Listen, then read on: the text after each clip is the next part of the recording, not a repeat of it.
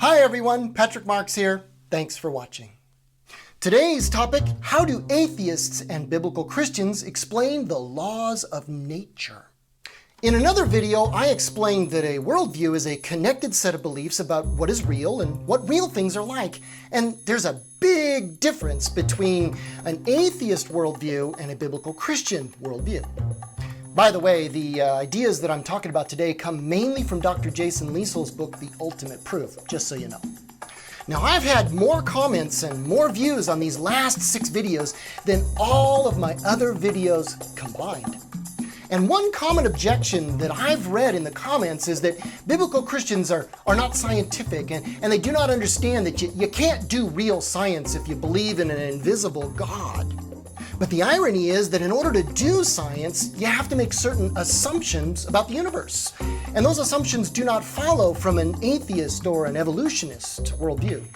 You see, science depends on a universe that we can understand. It depends on a universe that has logical order, a universe that functions based on the laws of nature and math in a consistent way. And that is exactly the sort of universe that we see. Dr. Liesel calls this the uniformity of nature, and he points out that only because of this uniformity can scientists make successful predictions about how things are going to work. Biblical Christians expect the universe to be orderly. We expect the universe to be logical, and we expect natural laws to be consistent too. We expect this because the Bible tells us that God imprinted order onto the universe. He holds up the universe by his power. He is consistent and he exists everywhere. That means to us that we should expect the same laws to work the same way in every place in the universe, even in places where the physical conditions are very, very different. We also expect the laws of nature to be the same in the future as they are in the present and they were in the past, because God explained in the Bible that this is something we can expect. We can expect this because God is the creator. He is the same yesterday, today, and forever, and we can depend on an orderly, consistent universe because God is orderly and consistent in his existence.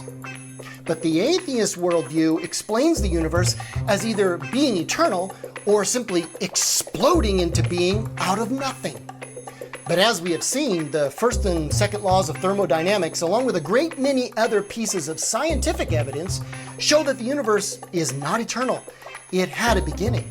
And that means that if atheism is true, then the universe came from absolutely nothing for absolutely no reason.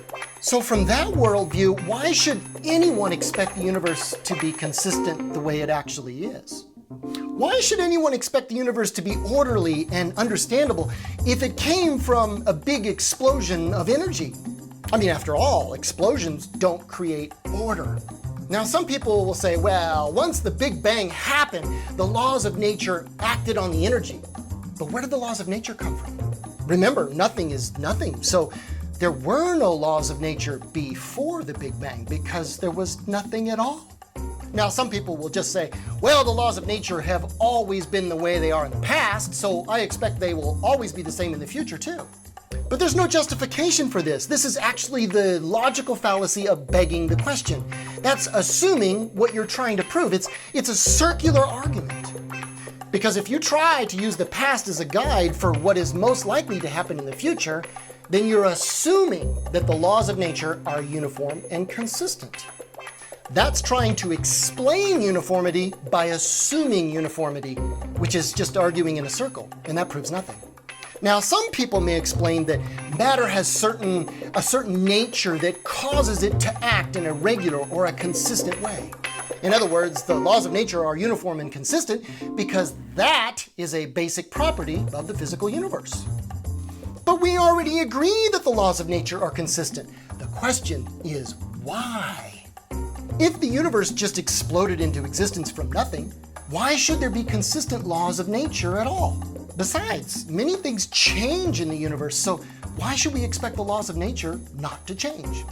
Well, the best an atheist can say is that the laws of nature have not changed in the past, so they shouldn't change in the future. But that's assuming nature is uniform in the first place without a good reason, and that's explaining in a circle or begging a question. Finally, some atheists do admit that they can't explain exactly why the laws of nature are consistent and uniform. But since that seems to be the case, they'll just accept it. But the laws of nature are only known to be consistent and uniform based on our past experience. There's no way to know they will be consistent and uniform in the future unless you already have a good reason to expect them to be consistent that isn't based on just past experience. Well, biblical Christians have a good reason to expect the laws of nature to be consistent and uniform. God has explained that He is the ultimate being, the ultimate cause of all causes.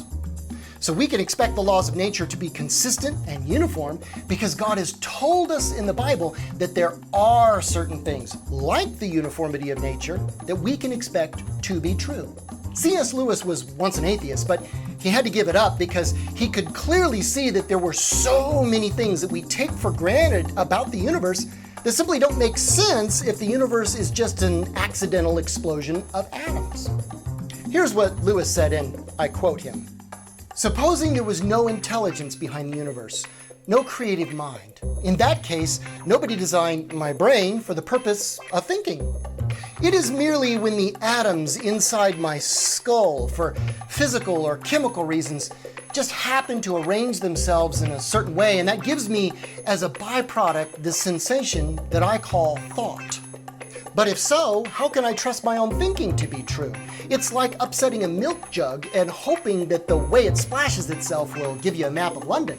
But if I can't trust my own thinking, of course I can't trust the arguments leading to atheism, and therefore have no reason to be an atheist or anything else. Unless I believe in God, I cannot believe in thought, so I can never use thought to disbelieve in God." Well, that's an interesting quote. Well, there's a lot more to tell, so I invite you to subscribe to my channel.